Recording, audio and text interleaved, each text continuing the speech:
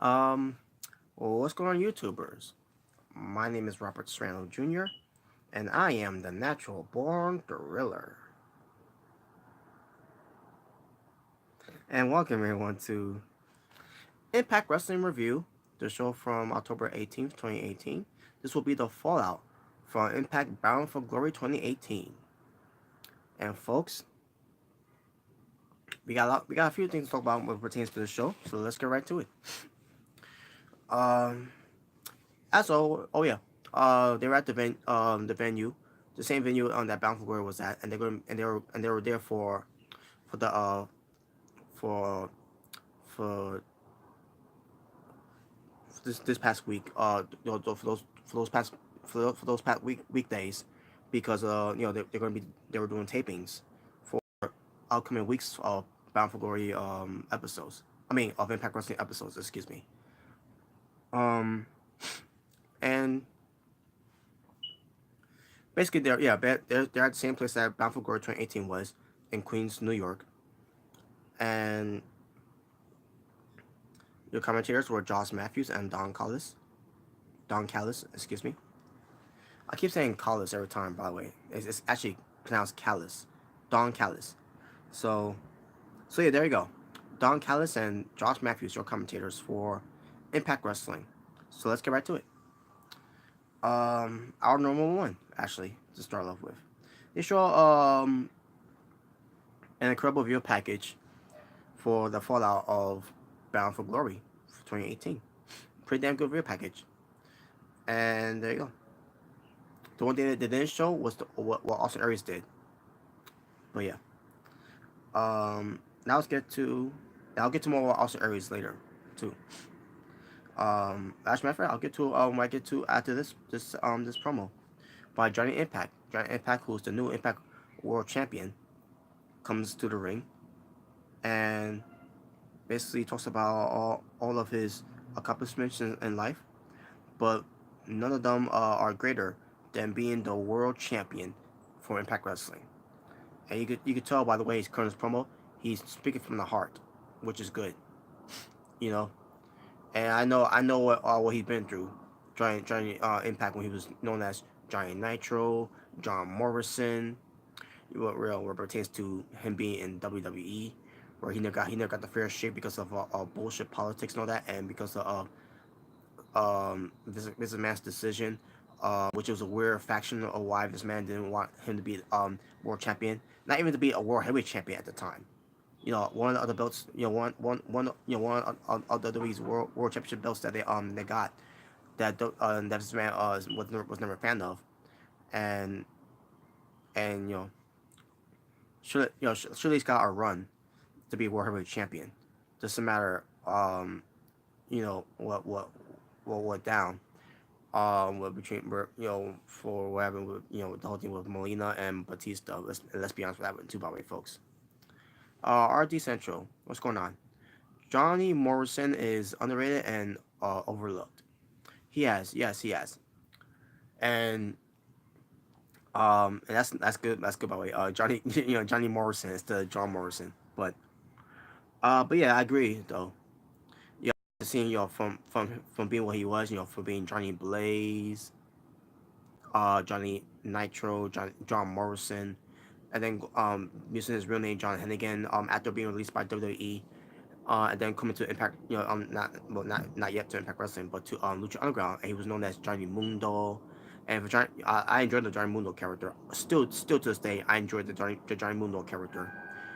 And then he came into Impact Wrestling, where he became Johnny Impact instead of Johnny Mundo.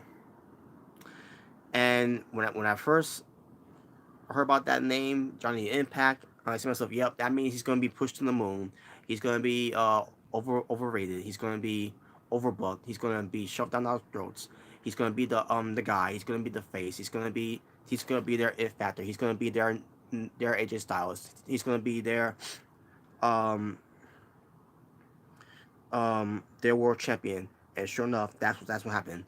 It took him long enough though to put the belt on him, which is fine. To me, last year he wasn't ready yet, and this year, after that main event with him and Austin Aries, I still don't think he should have won the belt, but it is what it is, I guess. And on top of that, Austin Aries' contract was basically of what all the words out there that his contract has run out with Impact Wrestling.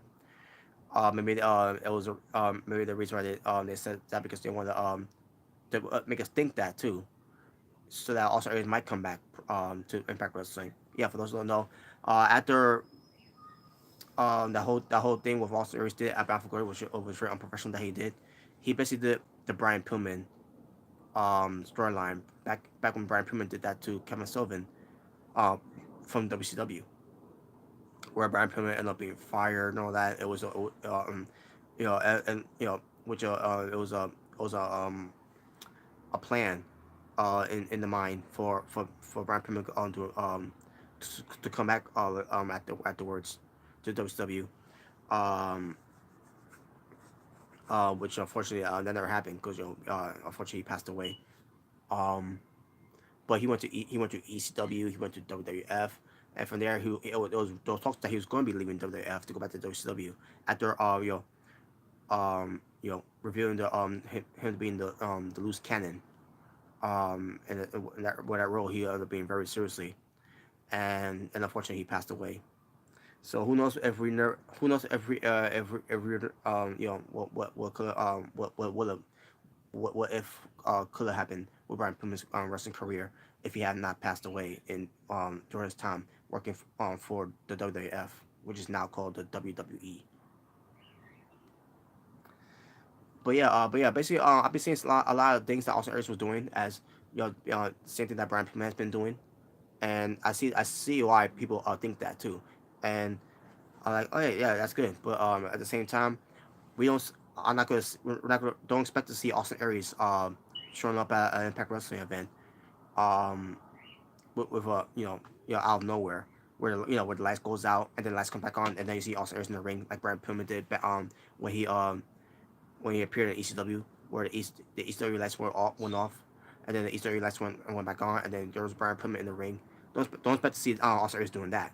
Don't expect to see Austin Aries do to be taken out by Killer Cross like with Stone Cold Steve Austin took out Brian Pillman, and don't expect Brian Pillman pull out a gun to kill a Cross like how Brian Pillman pulled out a gun to Stone Cold Steve Austin. Don't expect Brian Pillman to. I mean, don't expect Austin Aries to to piss in the ring, even though Brian Pillman um tried to back in the ECW. Um, don't expect Austin Aries to act like a lunatic like Brian Pillman like Brian Pillman got managed to had that charisma and personality to make it work. I so yeah in a way you could say that it's nice that Austin Aries was paying homage to the late great Brian Pillman, the loose cannon, which was good.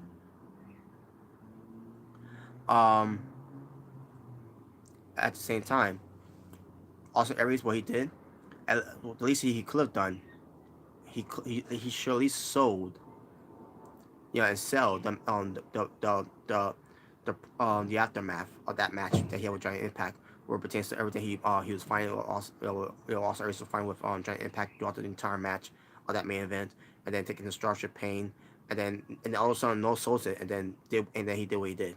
That to me that was my big problem with Austin Aries, and if he is gone from Impact Wrestling, which are the Central, you said is a damn shame that Austin Aries leave his one best talent on the roster uh to let him go. Yeah, I know it is, but who knows? Maybe he will be back. Maybe what they did was a work shoot, and if it was a work shoot, they got us full. And if Austin Aries does come back, and we could say during those times of us saying it that so yeah they got us. They well done to Impact Wrestling for that. And at the same time, Impact Wrestling after all that happened, they didn't want any publicity to be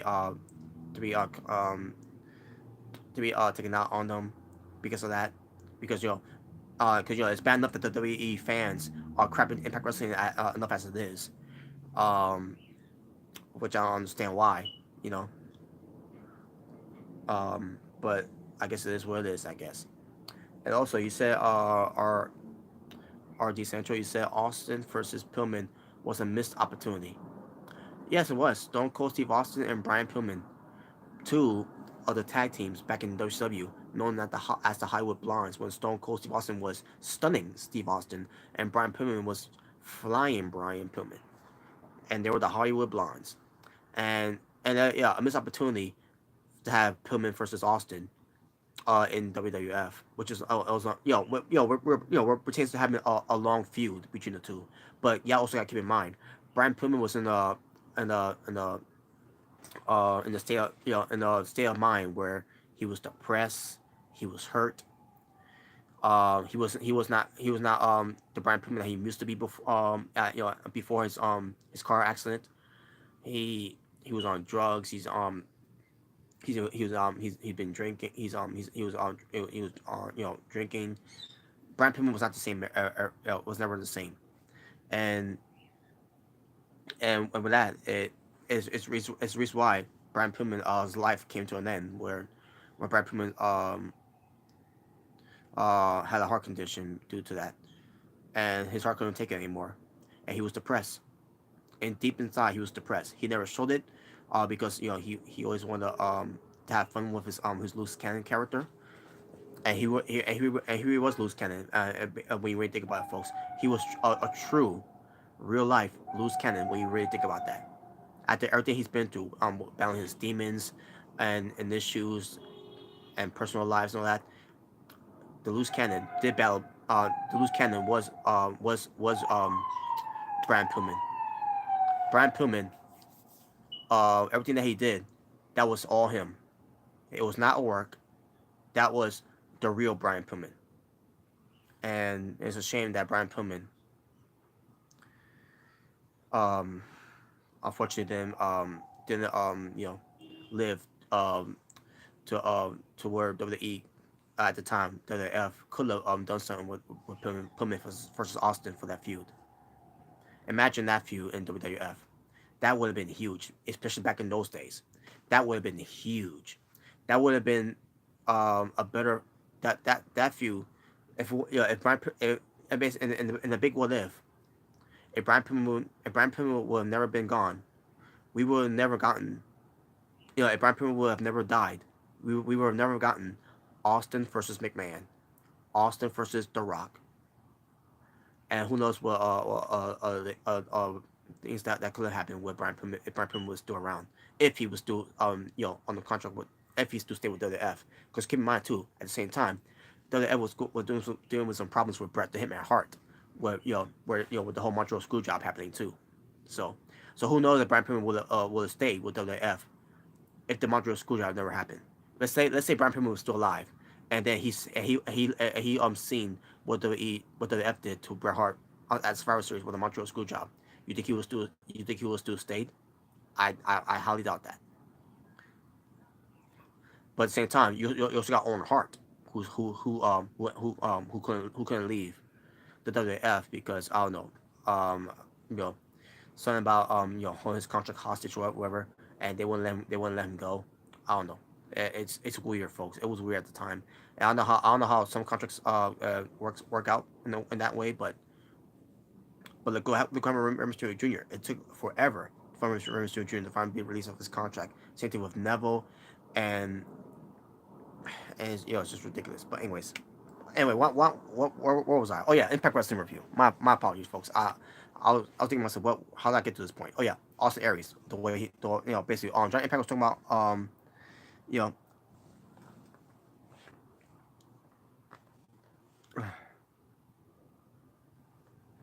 yeah, I'm not remember now. I was talking about this whole thing with Giant Impact, being world champion, and Impact says that he's not going to hide behind two goons like Austin Aries did. Um,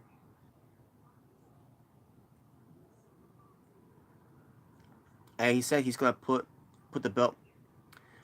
He's gonna put the belt on the line against anyone that's well deserving. And sure enough, Phoenix comes out. Phoenix comes out and congratulates Giant Impact for accomplishing being the world champion for Impact Wrestling, and he says he wants to win gold, and he's never won the gold in Impact Wrestling, so he wants that opportunity. And Giant Impact says, "Oh, you can have that match next week and all that." And again takes another shot to Austin Aries. I don't remember he said at what exactly he said. We took a shot at him, but yeah, that's just all set. Now, and back to the whole thing with Austin Aries. If Impact Wrestling played the cards right, I think they should hold. I don't think Austin Aries should come back till 2019. Hopefully, don't do the route that WWE did with CM Punk. Remember when CM Punk was just throwing out that he was gonna be leaving, and he won the WWE Championship from Money in the Bank 2011, and then left. And then he didn't show up on Raw the next night, and then a week later, all of a sudden they had him show up on Raw. WWE, the way they did it, it was all wrong. Now, if Impact Wrestling do the cards right here, I don't think Austin Aries should return to Impact Wrestling till 2019. If this is a work shoot, because Giant Impact's taking shots at him and all that. So hopefully they don't have him come out next week on Impact Wrestling. So we'll see what happens to that. But yeah, match set. Giant Impact defends the Impact World Championship against Phoenix for next week's show, which is gonna be this coming week, by the way. So because we're in a new week now. So Mackenzie Mitchell, she interviews Tommy Dreamer after he came to the aid of Eddie Edwards last on Bound for Glory, and were pertains of Moose and Killer Cross. Tommy Dreamer said that he's coming after Moose because of the after what happened to Eddie Edwards, after the match that they had from Bound for Glory. So and that's gonna be a few that's gonna be ongoing through what pertains to Tommy Dreamer versus Moose. Also, we get Mackenzie Mitchell catching up with Moose and Killer Cross, and Killer Cross denies Tommy Dreamer's challenge on behalf of Moose, but I mean the yeah denies Tommy Dreamer's challenge on behalf of Moose, but says that he'll face Moose instead. I mean he'll face Tommy Dreamer instead.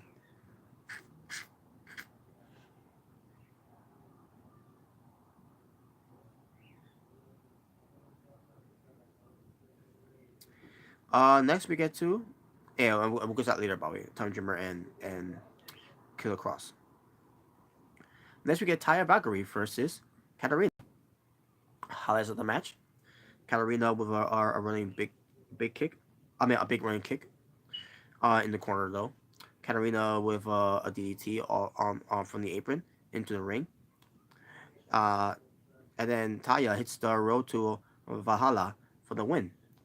And there you go. Match is over. I thought it was pretty decent. After the match, Taya Valkyrie was being interviewed by Mackenzie Mitchell, and Taya Valkyrie questions why Tessa Blanchard had to cheat to defeat her at Bound for Glory in order to retain her Knockouts Championship. And I see myself, wait a minute, cheated? She didn't cheat. Yeah, I'm listening to what Taya's saying, and I see myself, she didn't cheat to beat you. She beat you fair and square. One, two, three. How she cheated? She didn't pull the tights. She didn't use any foreign objects that the referee didn't see. She didn't use the ropes for leverage to pin Tyra Valkyrie. Why? Because she went under the she went to the ropes to get get to the ring skirt, and the referee like I didn't understand that. I didn't understand that at all. Tyra Valkyrie said Blanchard cheated. She didn't cheat. If you've seen Bound for Glory, if you've seen that match, y'all know what I'm talking about. Not cheat to beat Taya Valkyrie. Tessa Blanchard beat Tessa that did the Impact Wrestling for some reason decided to protect Tessa Taya Valkyrie by have her right into the ring post. And also, though Tessa Blanchard grabbing the ring skirt, and the referee was distracted because of that. And then Taya Valkyrie hits her finishing move on her from Bound for Glory. So how's that? I don't get it. I don't understand that. How does she cheat? That's not cheating, because after that the match to continue on for another good 5 to 6 minutes. That was ridiculous.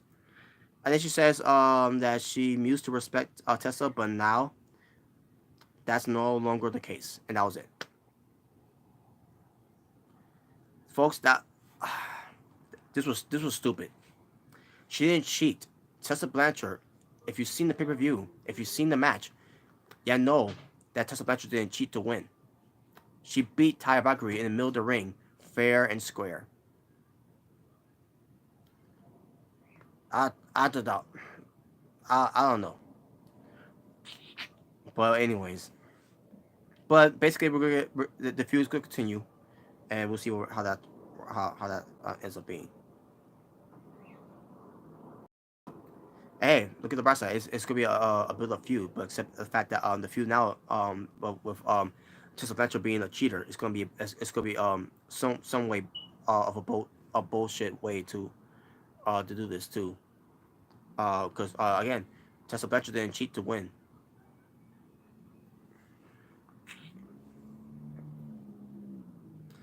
We get to a backstage segment with Ethan Page tells Macedo that even though they lost to Rich Swann and William Mack from Bound for Glory, he still suffers less pain than before, and he opened his third eye. Okay, Gama Singh, he tells Rohit Raju that his ultimate test awaits him, as he's going to have a match next week against Gama Singh. Now wait a minute, Gama Singh can wrestle. Okay, we'll see what happens with that. So, but anyways, Ethan Page with Matt Sydal as Ethan Page goes up against Trent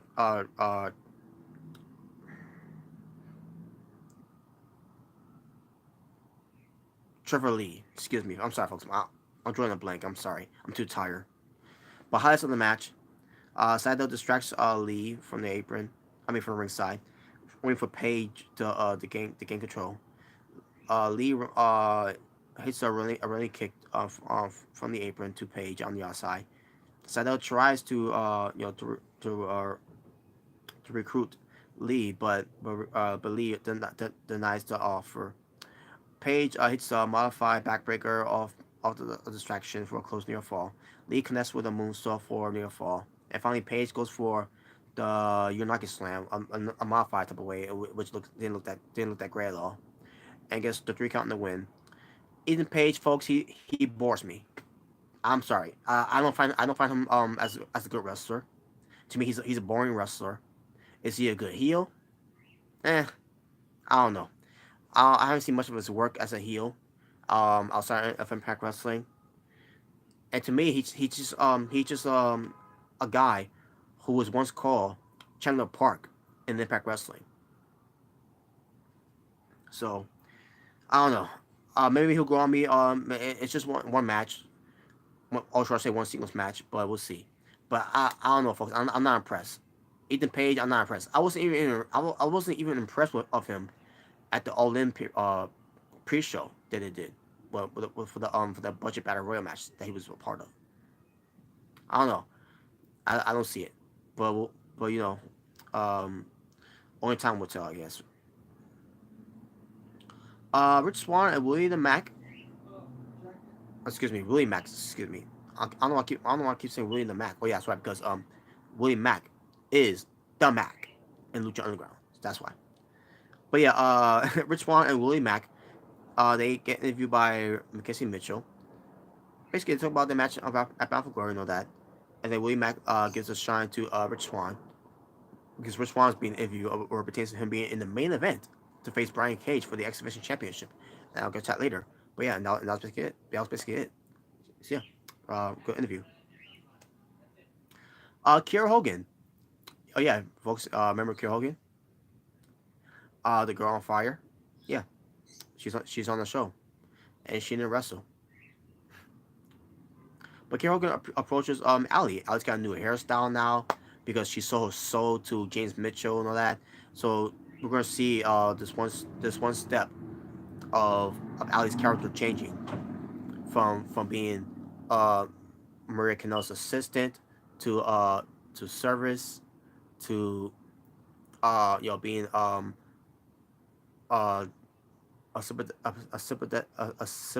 figure, um, a girl who I crush on Braxton Sutter, uh, for good luck, for being a, a complete trained wrestler, even though she's been wrestling, but that was her character that they did from for now being a bunny, and then being sat alongside with Rosemary to be Demon Bunny, and with her being an underdog, that's gonna be her time pretty soon, by the guidance of Gail Kim, and then she finally became the Impact Knockouts champion, and now Ali is all about saving the day, and now Ali is gonna be crazy. And also one point, we're gonna forget this one thing, but where Ali became a demon, even though she couldn't pull it off anyways. But yeah, but now she's gonna be crazy, psychotic and all that, like a Lorna Vaness. But we'll see how that goes. But anyways, but yeah, Ali, she's basically Kira Hogan said is she yeah, she hasn't seen Ali since Bound for Glory, when they came back from the undead realm. And Alice says she's fine, she's okay. She hopes that she'll be in her corner against Alicia Edwards. And then Kira Hogan says, "Sure, I'll be there in your corner because 'cause keep in mind, Kira Hogan is nothing but a sidekick to Ali."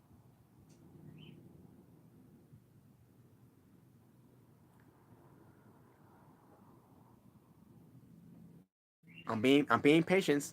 I'm being patient with this. All right. Scarlett Bordeaux. She tells Petey Williams because Petey Williams thought that he was ended up being the assistant for uh the smoke show, Scarlett Bordeaux. And Scarlett Bordeaux says, well, that her talent search isn't open to just wrestlers. It's open to everyone. Okay, and we'll find out more about that this coming week on Impact Wrestling.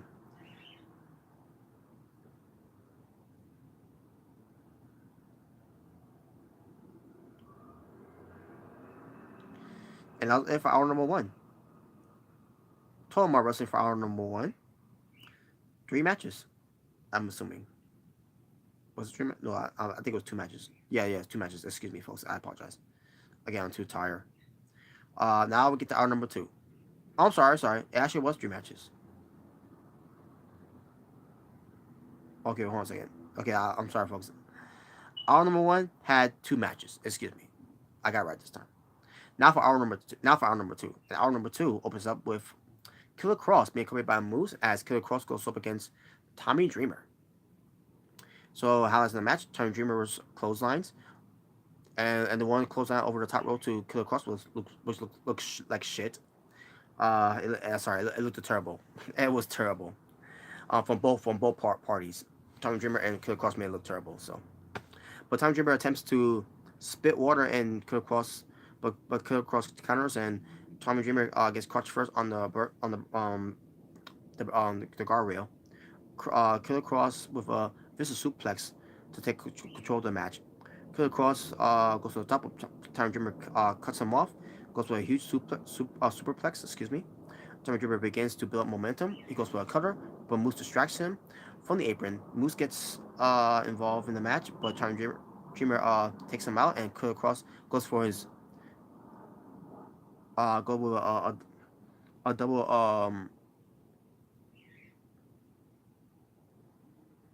I mean he goes for the Doomsday Sado Slam, which I mean Saido Slam.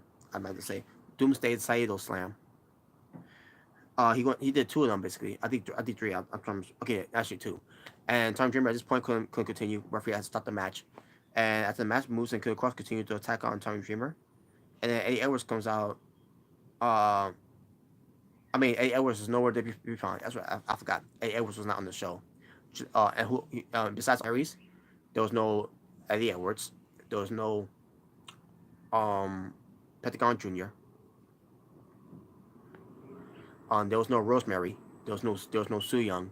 Basically, I'm naming people that are power of Bound for Glory. That was not on the show, especially Abyss. Well, and by the way, once again, congratulations to the Monster Abyss from being inducted into the Impact Wrestling Hall of Fame class of 2018.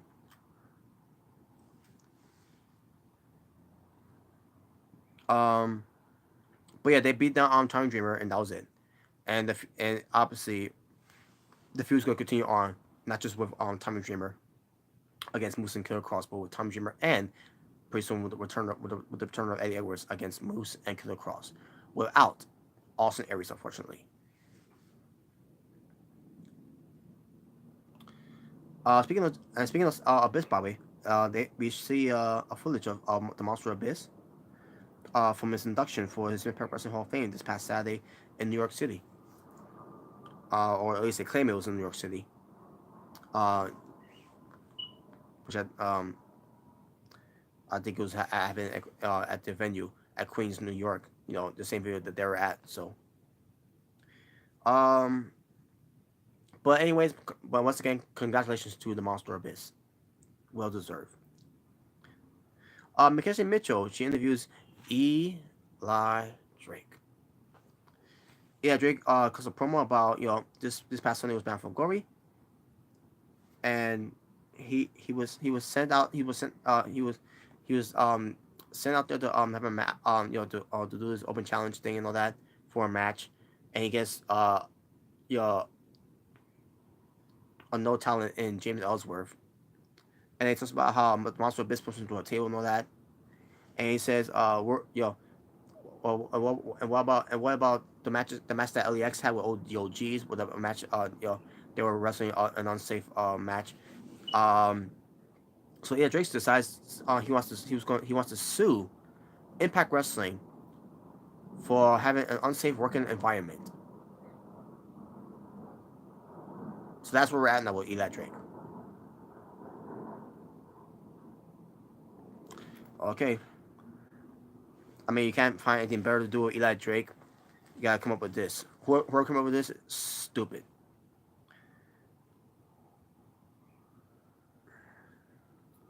Um, but speaking of LAX, we get to LAX having celebrating at a bar. Yeah, after beating the OGs from that concrete jungle death match that they had. Also, the OGs approached them and says that the bosses have allowed them to stay in New York as long as they control different parts of the city. And Conan accepts it and then tells them to get to step in. Basically force them to leave as LAX continue to party in their own private bar, wherever, you know. And it was good. It was a good party though too though for LAX. Unfortunately for the OGs, got a party elsewhere. So, but yeah, I enjoyed it. So yeah, that's it. That's it, folks. They broke up the feud. That was the end of the feud between the OGs and LAX. LAX won the war, and I won't be mad if they come back to this somewhere down the line in the future. So next to Sammy Callahan versus excuse me. Next to Sammy Callahan versus Eddie Edwards feud for this past year for Impact Wrestling, LEX versus OGs, that's right up there. Right up there. And hopefully we'll get more um, of this in the future. But in the meantime, what's next for LEX? I don't know yet. What's next for the OGs? I don't know yet. And we'll find out what the conclusion is this coming Thursday. All right, now we get to Allie. She's being accompanied by Kira Hogan as Allie goes up against Alicia Edwards. Highlights in the match: Kira Hogan's ass, Kira Hogan's ghetto booty ass, big booty ass, and those yeah, that's the highlight in my opinion. Maybe stop being a pervert. Back to being professional. Um, Alicia goes for a running forearm from the ropes. Alicia plants Ali with a unique offense. Excuse me. Ali gets fired up with some punches. But yeah, she's slapping herself basically. And before that, as Ali's trying to get some momentum, and she got and before Ali was getting fired up, also we get the crowds chanting for Kiera Hogan. There was like, "Yo, we love Kiera," or I think they were chanting, or I think they were chanting, "We want Kiera," but I think they were chanting, "We love Kiera," because Don Callis was hearing those chants, and and he said the words, you know, they're chanting for, "We love Kiera," and you know what? There you go. There you go. Kiera Hogan is getting some love from the Impact Wrestling fans. You know, and like, hell yeah, hell yeah. And I don't want to speak on behalf of them, but I think they've seen a lot of her outside of Impact Wrestling from other indie promotions. Kiera Hogan is pretty good, and finally these fans are acknowledging the talent in Kiera Hogan, and obviously they want to see more of her now after that chant, of "We love Kiera," and she's not even involved in the match though, and that's telling you something there, folks. That's something that Impact Wrestling needs to look at too. So sure enough, Ali, like I said, she starts slapping herself and all that because now she's channeling her crazy character now, her psycho character, which the crowds were chanting Psycho Bunny. So Ali goes in rage and starts brutally attacking Alicia Edwards in the corner, and then she goes to kill her on the code breaker and gets the drink out in the win. After the match, Ali continues to assault Alicia and he starts stroking her, and then Carol comes in there to pull her off. And basically snaps Ali out of it, and Ali snaps out of it, and then Carol gets like what are you doing? What's wrong with you and all that, and then they go to attend Alicia, and Alicia was backing away from Ali, keep her away from me and all that. Um, and then after the highlights, after the highlights of the match, another highlight I want to talk about more is Kiera Hogan's big booty, that big booty that she got. Okay, I'm sorry about that. But I saw it, I spotted it, and I had to call. I gotta call out as I see it. But yeah, there you go. Um, by the way, George, when you get to this part of this video, I think I got I guess your opinion what pertains to where Impact Wrestling could turn Kiera Hogan heel. I don't see it. That's not where Impact Wrestling is going with. I think Impact Wrestling is going with Ali turning heel. Kiera Hogan's going to be the same as a babyface, and Kiera Hogan's going to be the hero of the Knockouts division. Excuse me. So yeah, I think you're wrong with this one. Yeah, I think you're wrong with this one, George. I don't see at this point now, Kiera Hogan's not going to be the one turning heel. After what Ali's doing there, it won't surprise me that Ali turns heel, and then Kiera Hogan will be the one to stop the evil Ali, or should I say the Psycho Bunny Ali. I'm assuming that's what her character's going to be. But at the end of the day, I think at the end of the day they're going to have Kiera Hogan get beaten up by Ali in the process of it. But we'll see we'll see what happens with that too. By the way, um, but yeah, Ali's gonna be one turning heel. I see the writing on the wall already.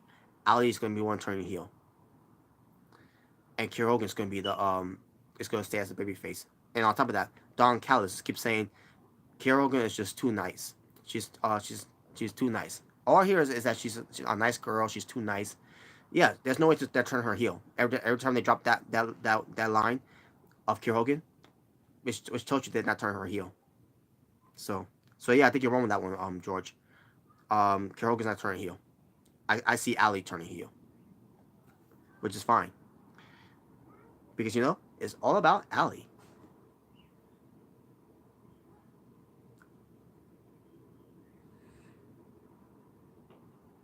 Moving on. Uh, Someone's coming to Impact Wrestling, coming soon, and it's a woman. They show a body figure of a woman, and yeah, whoever this woman is, I can't wait to see her, make her debut in Impact Wrestling. How long we're gonna wait for that? I don't know. Maybe in weeks times, we'll probably will find out who it is. And I'm pretty sure they're gonna reveal it this week too. By the way, they probably show a little glimpse of it to see who it is, and like they did with Scarlet Bordeaux, and we'll see who this one's gonna end up being coming soon to Impact Wrestling. So yeah, can't wait. Main event time. Brian Cage defends his Impact and Exhibition Championship against Rich Swann. Highlights of the match: Swan with a running dive all off the apron, but Cage catches him, um, and then back first into the ring post. Cage connects with a huge fallaway slam. Swan goes for a springboard kick. Cage catches Swan midair, but Swan turns it around into a DDT for near fall. Swan with some series of kicks, but Cage still able to kick out. Cage goes for a pump handle slam for a near fall.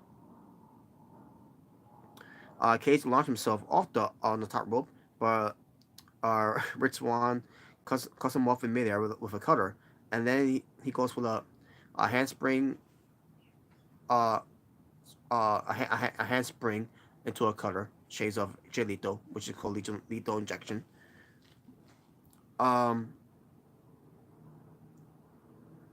Swan goes for the 450 splash, but Cage kicks out.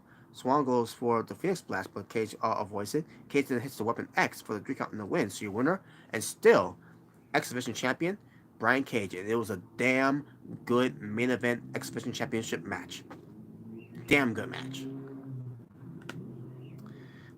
Then after the match, Sami Callihan comes out and gets in the face of Brian Cage and points out that he beat him at Bound for Glory in that 6-man tag team match, which was OVE rules match.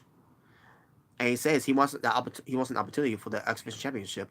And all of a sudden he goes to attack Brian Cage, and then Brian Cage fights him off. Then the OVE Dave and Jake Christ come out for the save, but then Jake Christ gets sacrificed by Brian Cage. Uh, and basically Brian Cage fights him off, and basically yeah. So yeah, that's gonna be Brian Cage's new challenge, for the Exhibition Championship, which is great. And by the way, Sami Callihan signed a contract with Impact Wrestling, a new deal contract with Impact Wrestling, which means he ain't going nowhere, folks. Sami Callihan is the draw. Sami Callihan is not only for Ohio and by Ohio, but he's also for Impact Wrestling and by Impact Wrestling. And with him being still being working for this company, he and along with OVE are going to take over everything, everything, everything. Skitty. Uh, there you go. And there you go, folks. That was it.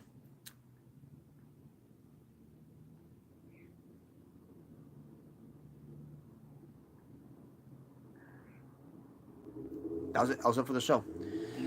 Tomar Wrestling for our number 2, 3 matches. Total Wrestling overall from Impact Wrestling show of October 18th, 2018. 5 matches.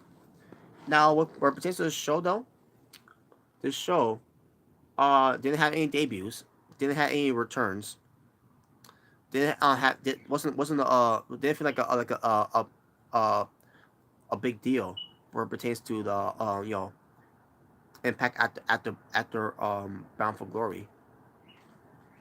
But hey, we got some solid matches and some great match and one great match in the main event. So yeah, I'm gonna go 7 out of 10. Pretty good show. Namely because of the main event. Got me into it that much. Um, but yeah, 7 out of 10. So that being said, folks, finally I could finally rest and I could go to bed and sleep it off today. I'm fucking tired. So thank you all for watching. If this is your first time watching me, my name is Robert Serrano Jr. I am the Natural Born Gorilla. Please subscribe to me if you haven't yet. And if you enjoyed this review, give it a thumbs up or give it a thumbs down. The choice is yours and yours alone.